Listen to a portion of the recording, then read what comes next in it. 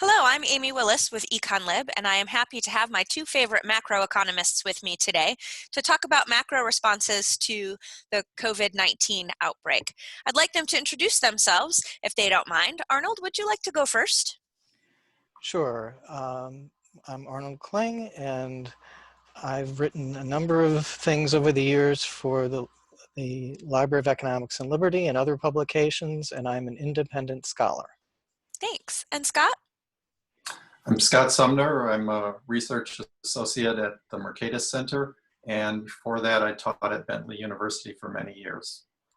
Thank you very much. You're both too modest, both being fantastic contributors to Econlib. We appreciate you taking the time to chat with me today. I have just a few general questions for both of you with regard to this pandemic that we find ourselves in today. So we'll start right away, and I'll ask Arnold for his response first. And that is sort of a big question, but a brief one. And that is, what do you think the role of monetary policy in the Federal Reserve ought to be during this pandemic? Arnold? Okay, well, I apologize for not answering the question right away, but I want to explain what I'm wearing. The two of you are naked. That is, each of you doesn't have anything over your nose and mouth. And what I would like to see is adopt a culture for a while where it's shameful and possibly illegal to go out naked like that everyone has to cover their face. I'm going to take this off now, but my thinking is that if everyone did that, then we wouldn't have to go through all this economic trauma in the first place. That people wouldn't have to stay at home. They could go out in public, be reasonably cautious, but they wouldn't be sharing so many germs. And it would be even better, of course, if we had masks as opposed to scarves, but for now, I think even scarves would do. Anyway, that's an aside. So I think this is all, unfortunately, where I'm coming from is I think this is all unnecessary, all these wild policy things. But now I'll answer your question, assuming that the government lacks the wisdom to adopt my everyone cover their face policy. So I would like the Federal Reserve to be a lender of last resort. I think we have a weird sort of liquidity crisis in that I don't think it originates in the banking system. It originates in the non-financial sector because people who are unable to work and get a paycheck have trouble making payments, and businesses that aren't getting customers have trouble making payments. They needed to be tided over for perhaps 2 or 3 months. And so what I would like to see is the government backing something, well, sort of, you could have the Fed tell the major banks, give everyone a credit line for, let's say, a couple months worth of deposits. So let's say I was being paid $5,000 a month, and so I deposited over the course of 2 months, $10,000. That doesn't mean I ever had $10,000 permanently in the bank account. It just means over the course of a couple months, I deposited $5,000. I should get a line of credit for that amount for $10,000, the 2 months worth of deposits. And I shouldn't have to pay that line of credit back for another year or so. So that kind of a line of credit would tide people over, and that would be for any bank account, an individual's bank account or a business bank account. Let's say a small business has a couple $100,000 in receipts over those 2 months, they would get a line of credit for that amount. So that's kind of a lender of last resort, but aiming to back money, to back credit lines for people who for people and businesses who need money in the short run. So I call that an outside-in liquidity provision. That is, you're providing liquidity to the individuals and businesses by backing their credit lines.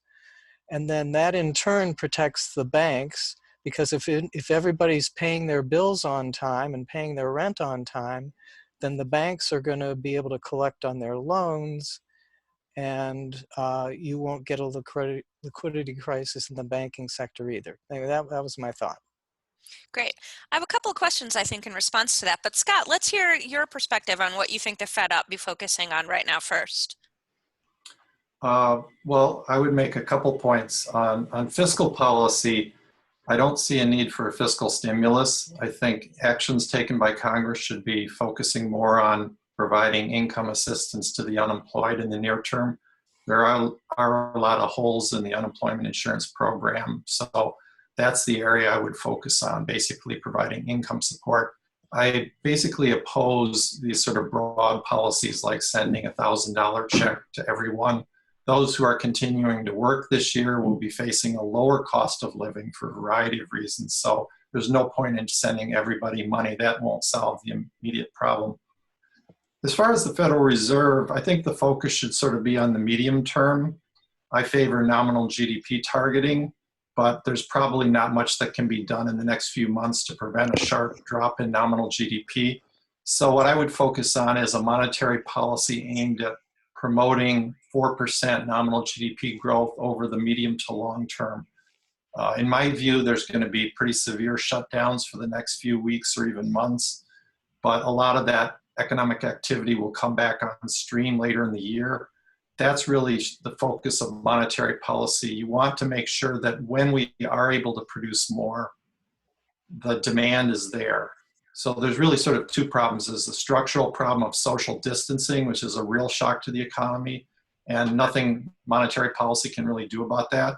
But there's the longer term danger of a nominal shock, a lack of aggregate demand when we are able to produce, and that makes it more difficult both to hire workers and to repay nominal debts. So I think the debt crisis, it can't be eliminated, but it can be reduced quite a bit if we have adequate growth in nominal income. And let me just say a brief word about the masks, since that came up at the beginning. I don't claim to be an expert on this, but the more I read, the more I wonder if we should spend more time studying what's going on in East Asia. There's very low rates of community transmission in many East Asian countries. It's not really well understood why that is. But to follow up on what Arnold said, they do wear a lot of masks in East Asia. So it's at least worth looking into that question. I know there's a lot of skepticism about whether masks work, but I still think it's a very much an open question that needs more research. Because as Arnold says, it's very important to get the economy back on track, get people working again as soon as possible. But of course, it's also very important not to have a severe outbreak of the illness. So we have to kind of balance those two goals. Yeah, that's a great point. It certainly seems a more usual part of culture in Asian societies and less a shocking turn of events in Western cultures. I want to ask a question about Arnold's proposal, but sort of ping it to Scott and get your response on that. So Scott, you said you're not a fan of sort of wholesale proposals like a check for $1,000 going to every person, which we've seen. So let's consider Arnold's plan for a moment with the Fed acting as sort of a lender of last resort to individuals. Would it work if that was this? So this is sort of a two-part question. If Arnold's 2 months deposit proposal were enacted, could it be an optional plan such that someone like myself, who's blessed to be able to work throughout the crisis, could refuse? And could part of that sort of refusal or opting in mechanism be interest payments on those loaned funds? Arnold mentioned having to pay them back over the course of, say, a year. What do you think? Does that help the proposal? You know, I haven't really thought a lot about this proposal. At first glance, it sounds better than some of the other proposals out there to alleviate the debt problems.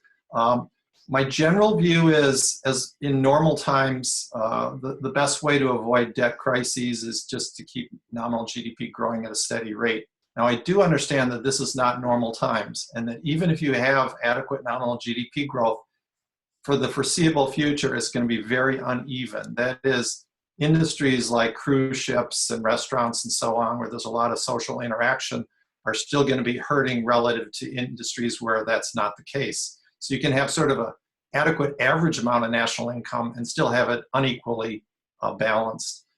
So I would say that's certainly worth looking into. Generally, I favor the government sort of staying out of that area, but I do think it's probably inevitable in this crisis. And if we are involved, we want to do so in the sort of the least distortionary way. So I think it's at least worth looking at, his proposal. Sure. I mean, I think it's fair to say that all three of us are generally smaller government fans than perhaps the norm in society. Arnold, what do you think? So this loan proposal that you mentioned, is there interest on that to be paid back? Okay, first of all, are you hearing me? Because I had to turn off my computer and switch to my phone. Yes, you're Okay, good. that's good. Thank you. Okay. Okay, so I don't feel strongly about the interest. I do feel strongly that the loans should be repaid, but that and there are ways to do that. You can tie it to, you know, if you can have the IRS kind of be the enforcement agency for that. And as to sort of, you know, there's no obligation. It's a credit line. There's no obligation to use it. So if you or I decide, hey, we don't need the money, we just never withdraw it. We just, we keep a positive account, positive bank account regardless. Great, thanks. So you've both mentioned, and I think it's safe for all of us to assume these aren't normal times, as it were. It seems that, and correct me if you disagree with this statement, but it seems that a recession is certainly would not be unexpected in the near future. So I want to take us back a little bit to 2008, right? So these aren't typical times, and I suspect this wouldn't be our typical recession. So is there anything that it might, and of course we're looking into the future, so this is an unfair question in that regard, but is there any way in which this would be a similar situation to 2008? Or perhaps a better way to ask that question might be, are we more or less prepared for the sort of recession that we might be headed for since having the experience of the Great Recession of 2008? Scott, do you want to take that one first? Well, there's some similarities and some differences. I argued that 2008 was sort of a mild cold that turned into pneumonia, and we misdiagnosed it as a mild cold that turned into a bad cold. What I mean by that metaphor is that essentially, we started with a sort of real shock to the economy due to the housing industry going into a deep slump, banking getting into trouble. But that problem was very manageable until nominal GDP started falling sharply, and then it became a monetary problem late in 2008 and 2009. Because we misdiagnosed it, we didn't move aggressively enough to increase nominal spending, and unemployment spread from housing all across the economy. In this case, it's definitely not starting as a mild cold. It's starting as a very severe cold, but nevertheless, I do think there is likely to be secondary monetary effects that are essentially unrelated to the direct effect of the coronavirus. And what I mean is that I believe that it's likely to lead to a drop in aggregate demand. You may know that in the textbooks, adverse supply shock is supposed to be inflationary, right? That's what we're all taught. But all the indicators are that this one will be deflationary. And that's an indication that we're not adequately responding in terms of monetary stimulus. Again, the stimulus won't solve the immediate problem, but the focus should really be on doing enough to maintain adequate growth in nominal GDP in the future years. So I've advocated what's called level targeting, which means if we fall short, as we're likely to in the near future, of a 4% growth path for nominal GDP, we promise to come back to that trend line later. That will allow the labor market and the financial markets to heal more quickly than if we sort of let bygones be bygones and just stay at a lower level as we started to recover. That's what we did in 2008 and 9. We never tried to go back to the original trend line. And as a result, the recovery was very prolonged, longer than it needed to be. Thanks. Had you known how prescient that analogy would be back in 2008 with regard to now, right? Starting as a cold. Arnold, what do you think about that? I think that a main difference between 2008 now is that 2008 started as an inside liquidity crisis. The liquidity crisis started in Wall Street, and this liquidity crisis starts in Main Street, and that's what motivates my proposal for credit lines for individuals and businesses. So I think it's different. I actually think the most interesting precedent is the Second World War, where all of a sudden a lot of resources that have been available for private consumption were no longer available. And And then and there was a big conversion process of production away from consumer goods into war production.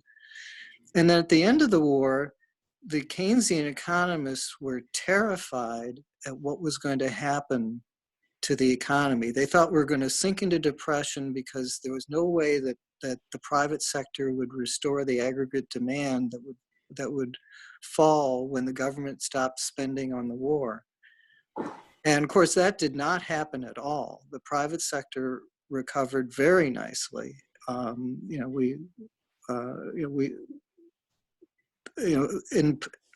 In hindsight, the Keynesians said, "Oh, there must have been pent-up demand," but that was not what they were saying at the time. I mean, if you read Paul Samuelson's warnings about it, it was very dire.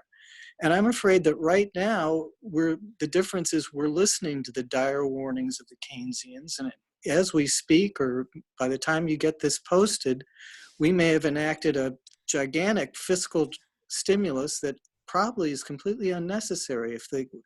Once the economy is turned loose, it will recover. We're acting as if it can't possibly recover. And this so-called stimulus is just a way of allowing special interests to go to the public trough and get redistribution for their special interests. There's a few things that frustrate me more than watching this big rush for a stimulus when we know that in the short run, nobody wants a lot of economic activity. They want people not to go out and mingle in public. I'm the only one who wants to see people mingle in public because I think they can do it with masks on. But everyone else wants them to stay home and not buy anything. And as long as that's true, then this fiscal stimulus is pointless. We could just wait and think for a little bit. But my guess is that once people are turned loose and allowed back to mingle in public, the economy will recover. It may not recover the way the Keynesians expect it to, in the manner they expect it to, but it will. In the private sector, people's demands will be revealed and companies will serve those demands, and the economy will recover on its own. This massive fiscal stimulus is a big exercise really in power grab by politicians and special interests. Well, I'll do my best to get this online as quickly as I can because we know that things are busy in DC right now. But for all of those of you with a betting nature, it's 3:25 p.m. Eastern Standard Time on Tuesday, March 24th. So if it happens after that time, we'll know later. But Scott, let me turn to you. Are there any other historical precedents that you can think of that might give us some guidance in this current situation? I know you've done a lot of work in economic history as well. To be honest, I haven't seen anything quite like this. I mean, I sort of agree with Arnold on the points he made about the recovery from World War II and how that was missed by the Keynesians. But I've never seen a situation where things were shutting down basically because people were afraid to go out shopping. So usually when there's a lack of spending, you can sort of fix it by injecting money in the economy. That doesn't seem to be the case right now. I'd like to add one point to what Arnold said. I completely agree with him on fiscal stimulus being a waste. At this point, it's being used for special interest spending of various sorts. But I'd also point out that we're rushing this at a time when we really don't know a lot about how this is going to play out. Think about how fast our perception of this has changed. Just 4 to 6 weeks ago, things in China looked incredibly bleak, and people in the West were pretty complacent. Now it's completely reversed. We had a surge in cases in America from just like 12 to 50,000, and there's very little community transmission occurring in China today. Both of these changes were pretty much unexpected by many people and by the financial markets. Given how fast these things change, and given that we don't know, for instance, why things are really horrible in Italy and much better in Japan, we need to take some time and see how some of these things play out before, developing $2 trillion fiscal programs. Congress, in my view, should just do some sort of temporary changes to the unemployment compensation program, maybe something in the debt area that just lasts for a month or two, and then revisit the question when we find out how much of the economy can come back on stream as we get closer to the summer. Since we don't know, I think it's way too early to be coming out with grand projects. And even when we do know, I tend to believe monetary policy is more effective than fiscal stimulus, and also much cheaper because it doesn't put a future burden on taxpayers like fiscal stimulus does. Yeah. So do you agree with Arnold that as soon as people are sort of allowed out again, that we'll see a return to the previous levels of economic activity? Well, I think that depends on monetary policy. I certainly think there's no reason we couldn't see a quick return. We've had V-shaped recoveries from severe recessions in the past. I think we should have had a V-shaped recovery after 2008 and 9. There's no reason why the financial crisis would have prevented that. America's had a number of financial crises throughout its history and often had very, very strong recoveries immediately after the financial crisis ended. In this case, there's no technical reason why we couldn't get back to a high level of economic activity very rapidly after people were able to go back to work. But again, if for some reason we get a secondary effect of a big drop in nominal GDP, either from some mistake in monetary policy, then the recovery may be more prolonged than it need be.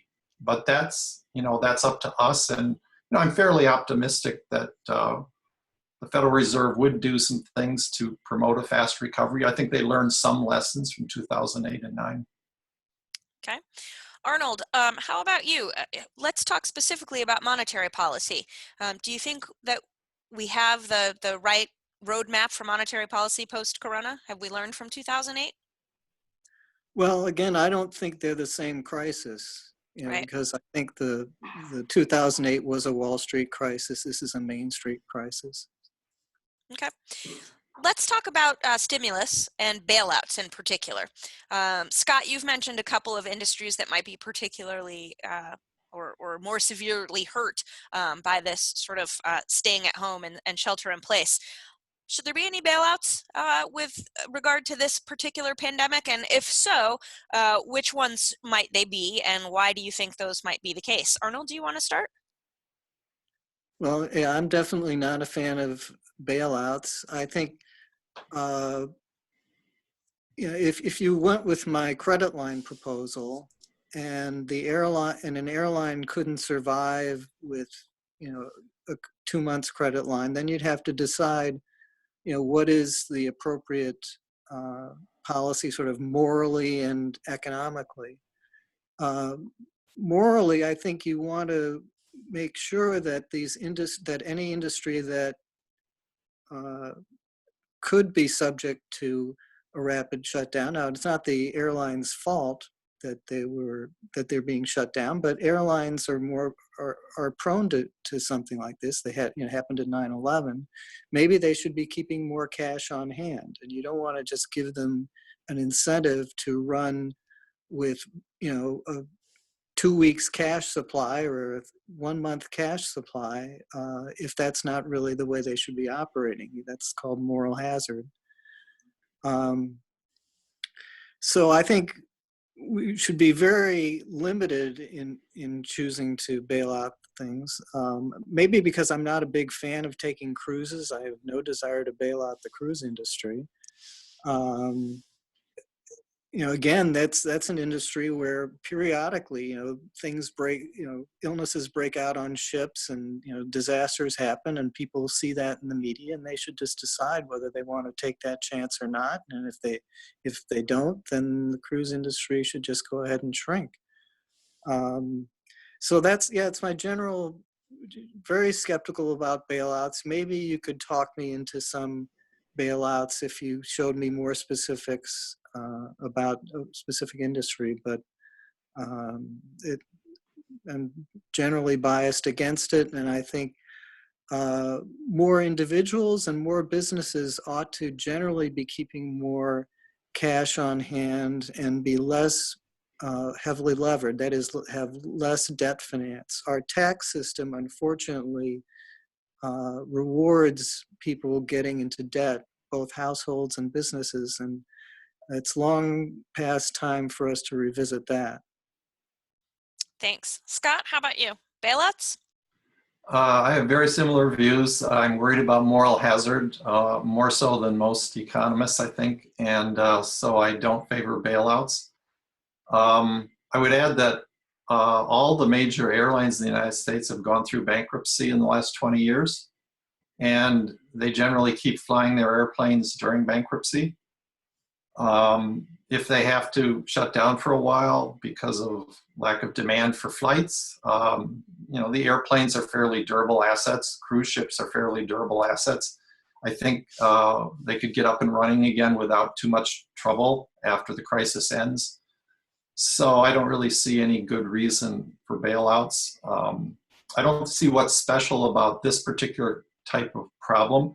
It's true that this crisis isn't really the fault of many of the companies that are suffering, but that's often true when you have any kind of economic change. I mean, you know, the oil embargo of 1974 hit auto sales pretty hard. It wasn't really the fault of the auto companies that there was an oil embargo. And so I don't see any particular logic as to why we'd want to bail out failing firms this time and not other times. But just so that you don't get the wrong idea, I'd like to come back again and again to the need to maintain strong nominal GDP growth. Nominal income is the resources that people and businesses have to repay nominal debts. It's very important that debt contracts are nominal. And that means when there's a severe monetary contraction like we saw in the 1930s, and in that case, nominal income fell in half. I never thought I would see anything like that again, but we're going to see a big drop probably in the second quarter. Anyway, when nominal GDP falls sharply, people have less income to repay debts.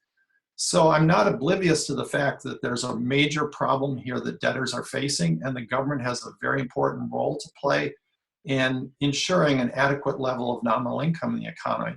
But that's kind of an even-handed general policy that should always be followed. It's not really a bailout. It's just providing a stable monetary backdrop or framework in which private firms can make, you know, decisions and suffer the consequences if they fail.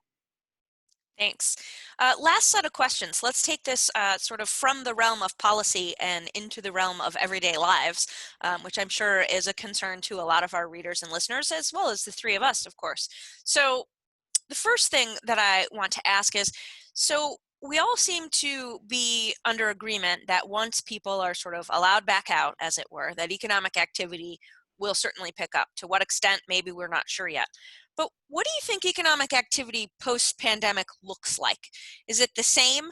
So, for example, one of the things that I've been thinking about, economists love to sort of parody the buy local movement, right?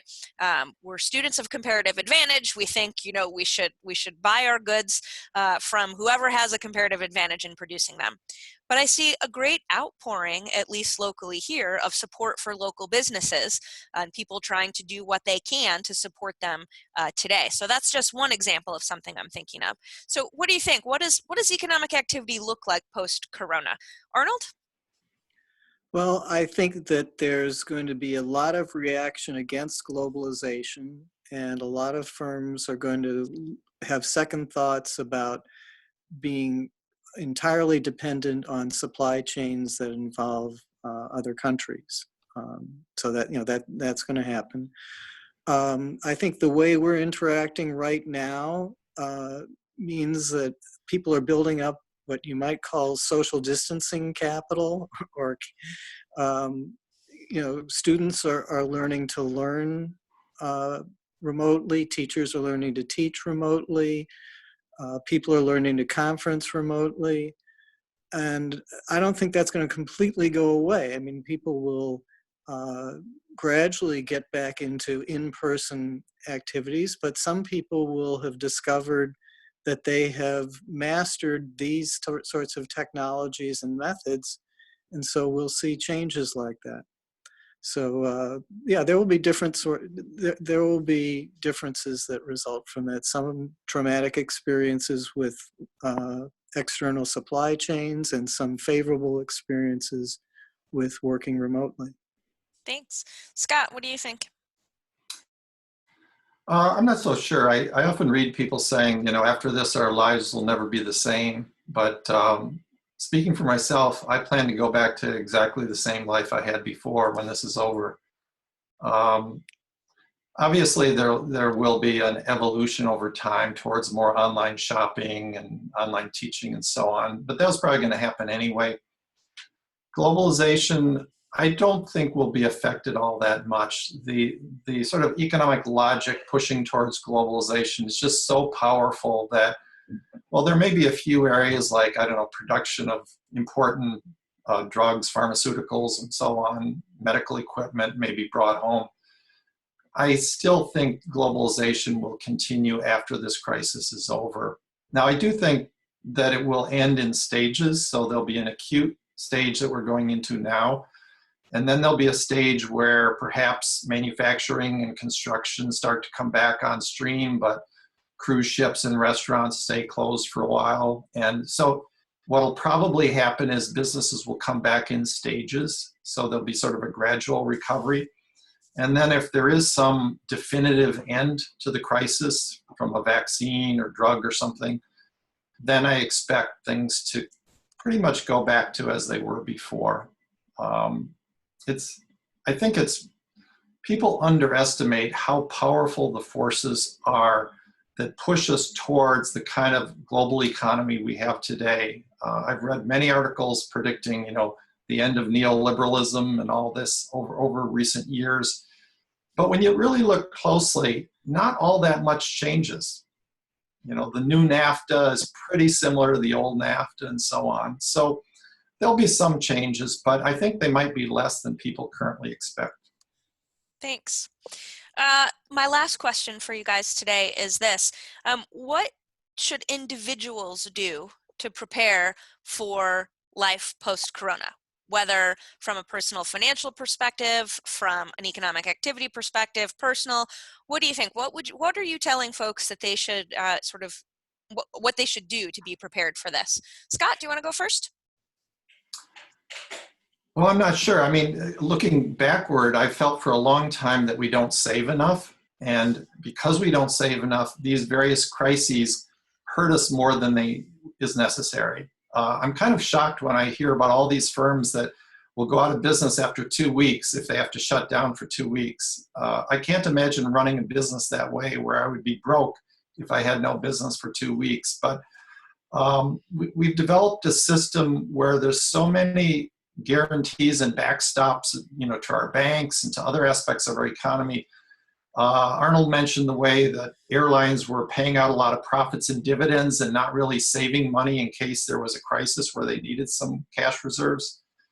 So I think we need to develop an economy where people save more and have more ability to provide for themselves in an emergency, to rely less on government emergency programs. As far as individuals, though, obviously we're starting from a position where you wouldn't want to start here, right? So I don't know exactly what I would recommend to individuals at this point, but certainly from a public policy point, I think we have to rethink our bias towards consumption and against saving in many of our public policies. Thanks. Arnold, what do you think? I pretty much agree with everything Scott just said. I'd say as individuals, maybe I hope we're not expecting that we're not chomping at the bit for this government stimulus as much as the elites are. I suspect we're not. I suspect actually one of the dangers of enacting this stimulus is that once people see what's really in it, and I'm not telling you that I know what's in it. I'm one of the people who doesn't know.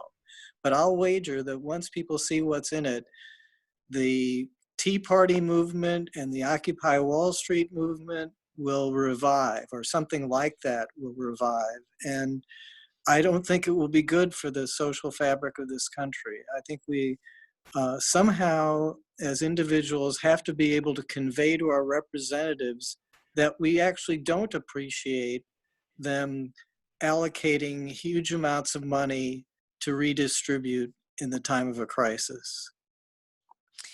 Scott, I don't want to give away one of your recent Econlog posts, but apropos of what Arnold just said, are we reaping the fruits of nationalism, or are we setting ourselves up for more nationalism of a perhaps a dangerous sort? Perhaps tribalism might be the better word there. I'm not sure. Well, I'm a strong opponent of nationalism. I think it interferes with our ability to address global problems. And but I don't want to say nationalism was the cause of this, obviously. So there are multiple causes, but I do think there's certainly, it's discouraging that the world isn't really working together more effectively to address this. And there's so much distrust between countries now. And, I think to some degree, that distrust may have made us more complacent during a crucial period around February when, when you look back, we should have been really moving very aggressively 6 weeks ago to deal with these problems. And I think if we had done so, maybe we wouldn't have had the large outbreaks in Western countries that we've actually had. But we sort of, and maybe I'm guilty of this too, we sort of saw it as a Chinese problem for quite a while. So I think the nationalist mindset is to some extent part of the problem. Sure. I apologize. I didn't mean to imply that that you have ever stated that nationalism is the cause of the coronavirus, certainly. Right. But with regard to the stimulus program, Arnold, what do you think about our international relations? If I understood you correctly, you just suggested that one potential result of the proposed stimulus bill might be a lot more intra-national aggression. But what about on the international front, as Scott's talking about? Will we become better neighbors with other countries? No. I've been watching,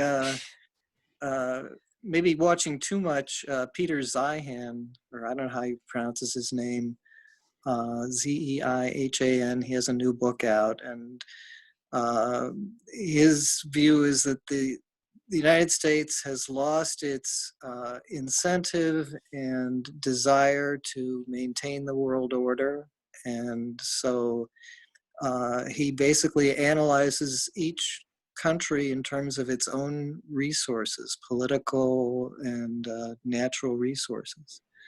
So anyway, I won't go into all that. It's a very, very gloomy outlook if you're a globalist, and maybe Scott would be able to rebut his claims, but. I'm not expecting any kind of international kumbaya moment. I mean, we can't even have one domestically. People are acting as if, crisis or no crisis, the most important thing is whether it helps or hurts Trump. I mean, that's just, that's where people are at, and I don't think a kumbaya moment is coming anywhere. Well, I hate to end on such a negative note. We're nearly out of time. Is there anything else that you want to add to the conversation? Perhaps some sort of silver lining or a bright spot or something that's been making you happy these last few weeks? Scott? Wow, I'm really having trouble finding a silver lining. I guess maybe one thing I could mention is in my area of focus, which is monetary policy, I do see a few reasons to be optimistic that the Fed is starting to get its act together. They are becoming more aggressive. They still haven't done some of the key steps that I favor, like level targeting, which would be especially effective. But they're showing a greater willingness to take a, quote, whatever it takes approach. And I think in the long run, the only way we're going to be able to prevent relying on enormous fiscal stimulus is if it becomes clear that the Fed has the capability and willingness to do whatever it takes to maintain adequate growth in aggregate demand. When the Fed doesn't do that, that's when the calls for fiscal stimulus become very powerful. And so I'm hoping that the Fed realizes this and becomes even more aggressive in addressing the need to maintain adequate growth in nominal spending. And there are, in the last few days, a few signs of the Fed becoming more aggressive. Great. And Thanks. and I have an optimistic scenario, which is that we come up with much more economically efficient ways of dealing with the public health crisis. And that's, as I started this video with my mouth and nose being covered, that might be one way. Another way might be, one of the drug treatments turning out to work. But if we can get to the point where we can reduce the threat of overwhelming our hospital emergency rooms without having to keep people shuttered in their houses, then the and we, in that sense, solve the public health crisis, then we won't, then the economic crisis becomes, will be over at that point. And I'm actually optimistic that people will come up with that. Great. Thank you. Well, and thanks again to both of you for taking time out of your day to talk with us. I'm sure that our readers will enjoy getting to see you and hear some of your responses to this. We'll get this online as soon as we can, but thanks again. And I hope that you both stay well and that you have a great rest of your day. Thanks, Thank Amy. you. Thanks, Scott.